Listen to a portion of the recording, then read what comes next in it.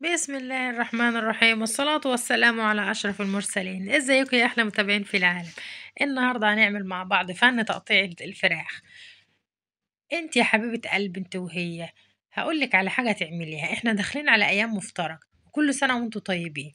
ناخد بعضنا كده زي الشاطرين ونروح عند الفراخ، نجيب فرختين أوزان كبيرة عشان نعمل منهم كام وصفة، نظبط الدنيا بيها في أول تفريزات لشهر رمضان الكريم. جبنا الفراخ وعملنا فيها كل التنظيفات بتاعتها، غسلناها ونقعناها ونضفناها ونيجي بقى نقطعها بالشكل اللي انت شايفاه ده. نفصل الدبابيس الفخاد الأول عن الصدر، وبعدين نفصل الدبابيس بالشكل اللي انت شايفاه ده، ونركنهم كده. وبعدين نفصل بقة الفخاد برضو قطعتين اتنين. انا عايزاكي تشغلي مخك كده وتفكري كده وتبقي شطورة وتدبري لبيتك ولجوزك. يجي يم مفترجة علينا زي ديت كل يومين كده، فاضلك شهرين اتنين على رمضان. كل يومين كده بنحاول نوفر وندبر من مصاريف البيت، ونروح نجيب الفرختين نعملهم بالطريقة دي. على ما يجي علينا ان شاء الله رمضان بخير، نلاقي الفريزر بتاعنا ملان، ونلاقي الوجبات عندنا كتير، ونلاقي الدنيا تمام ومستورة. وإن شاء الله ما نحتاجش حاجة من برّه. إحنا بنبقى صايمين يا حبيبتي أنتِ وهي، وما بنبقاش قادرين إن إحنا نروح نقف على محلات الفراخ علشان خاطر نقف نجيب لسه فراخ، ونيجي نقطّع، ونيجي ننقع، ونيجي نغسل، والحوارات الكتير اللي أنتِ عارفاها دي. لأ، أنا أجهّز حاجتي وأجهّز كل طلباتي وكل وجباتي وكل حاجتي عندي، عشان وقت ما أكون حابة أطبخ في ثانية باجُر من الفريزر وأعمل. تمام، هنا بقى بنفصل الجناح عن الصدر بقطعة كده من الصدر. انت بتعملي في بيتك، مش بتعملي لمحل، ما انت شغالة في محل وبتعملي له. لا، لازم تسندي الجناح بحتة كده من الكتف، علشان خاطر تنفع وجبة كده للشخص زي ما انت شايفة كده. ونحطيها في طبق لحاله، والتانية بنعملها بنفس الطريقة، لازم نسندها برضو بالقطعة دي.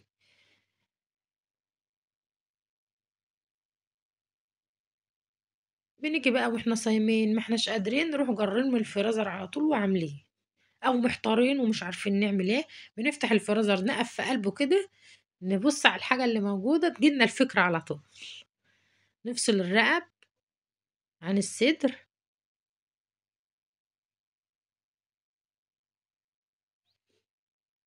ماشي يا حبيبتي، الرقب ما بنرميهوش، الرقب بنحطه في طبق لحاله، عشان هنحط عليه دلوقتي الهياكل اللي هنطلعها من الصدر في نفس الطبق، وهقولك تعملي بيها ايه.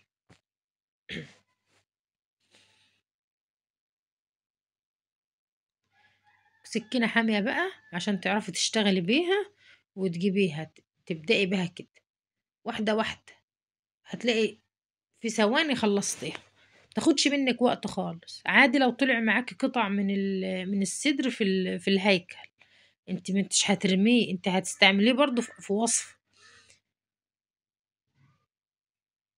وبعدين بتعملي في بيتك، مش بتعملي في محل عشان تقعدي تعملي بالمظبوط ان مفيش حاجة تطلع فيه. لا، عادي اعملي، لو طلعت في حتة مفيش اي مشكلة.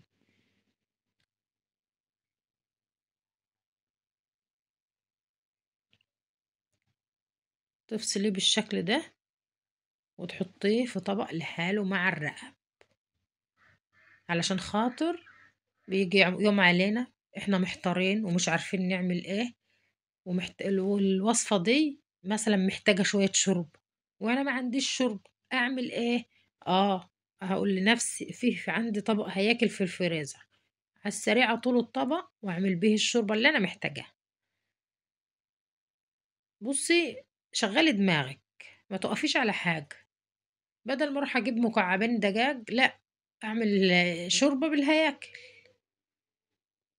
اهي طلعت معانا تمام. وادي الصدر معانا برضو، ما شاء الله الله اكبر. هنحط بقى الهياكل والرقب في طبق لحالهم. عشان نجمع ايه برضو الهيكل بتاع الفرخة التانية والرقبة بتاع الفرخة التانية معاهم. هنا هنطلع الفيليه بتاع الصدر. هي بتبقى شريحة كده في الصدر من جوه، اسمها فيليه، فيليه الدجاج. بنتعملي منها حاجات كتير، تعملي منها كفتة، تعملي منها شاورما، تعملي منها كريب، تعملي منها يا ست لما انت نجرسكو، عصاج للنجرسكو، المكرونة النجرسكو. ممكن تقليها كده بفيجيتار، ببيض، بحاجات، صوابع كده مع شوية مكرونة مثلا.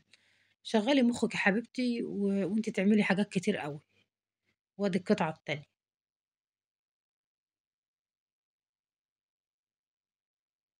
برضو نحطهم في طبق لحالهم على ما نجيب بقت القطعتين التانيين من الفرخة التانية.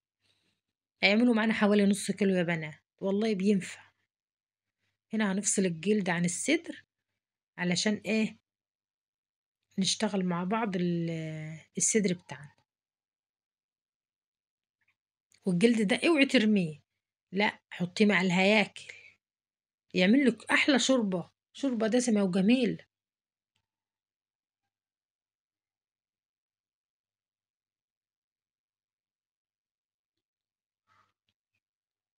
اهو يا حبيبتي بنحطه في طبق الهياكل زي ما انت شفتيني كده. والزوايد بقى اللي هي في الصدر دي بننضف الصدر. كل الزوايد والحتت الناعمه دي كلها والدهون اللي بتبقى في اطراف الصدر دي بنشيلها ونحطها برضو مع الهياكل، ما نرميهاش، اوعي ترمي حاجه. خليكي جدعه كده. الوقت صعب والايام غاليه والدنيا غلا، مش محتاج ان انت تهدري خالص في حاجتك، محتاج ان انت توفري وتدبري وتشغلي دماغك. انا كلامي كله، انا عارفه ان انتوا شاطرين وبتعرفوا تعملوا كل حاجه. كلامي كله في بنات جديده متجوزه جديد، صغيره لسه، اهاليهم مثلا بيجوزوهم صغيرين او مثلا بعد العلام على طول، ما بيبقوش عارفين الحاجات دي. فانا بقى بعلمهم الحاجات دي. وغير كل القنوات المشابهه ليا بتعلم البنات الصغيره دي. لكن امهاتنا والناس المحترمه اللي فوق راسنا من فوق عارفين ان هم ما شاء الله شاطرين وبيعملوا كل حاجه. هنا بقى بنحط القطعتين الاتنين بتوع الصدر في طبق. لو انت اسرتك كبيره بتحطي واحد في طبق لحال. لو انت اسرتك كبيره بتحطي سوري كبيره بتحطيها في طبق لحال. لو اسرتك صغيره بتحطي كل واحد في طبق. هيعمل معاكِ كمية أطباق كبيرة، يعني لو يعني الفرختين دُولة يعملوا لِك حوالي 8 والّا 10 أطباق. وهتشوفي معانا دلوقتي عملوا لي كمية قد إيه. وأنا أسرتي بسم الله ما شاء الله كبيرة، ما هي الصغيرة. لو أنتِ بقى 2 بس هيعمل الضعف، هتعمل أطباق الضعف.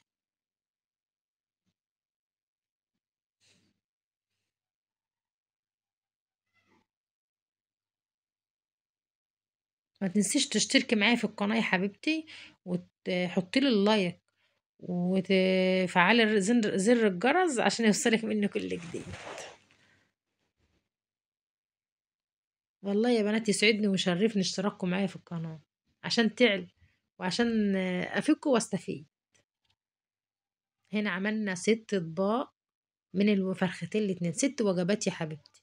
والسابع اللي هو الهياكل. انت بقى وجوزك، واحنا أسرة كبيرة ما شاء الله، انت بقى وجوزك هتعملي الضعف، يعني 12 وجبة واتنين هياكل، يبقى 14 من الفرختين الاتنين، بدل ما ناكلهم في يومين اتنين ونقعد.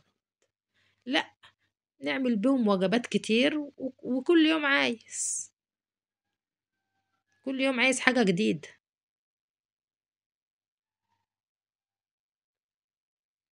ان شاء الله الفيديو بتاعي ينول اعجابكم، وتشرفوني باشتراككم معايا في القناة. والسلام عليكم ورحمة الله وبركاته.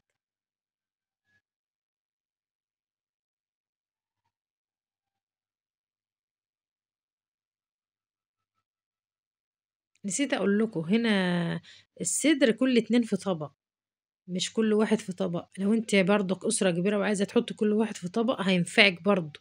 مش هيبقى شوية، ده ما شاء الله أكتر من نص كيلو. هيفيدك وهينفعك برضه. فانت انت وظروف بيتك قسمي حاجتك. والسلام عليكم ورحمة الله.